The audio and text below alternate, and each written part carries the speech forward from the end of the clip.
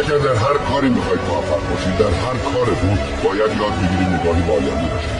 وضع مجموعتون رو در 6 ماه آینده در نظر بگیرید. میتونید تجسم کنید مجموعتون 6 ماه دیگه چه شکلیه.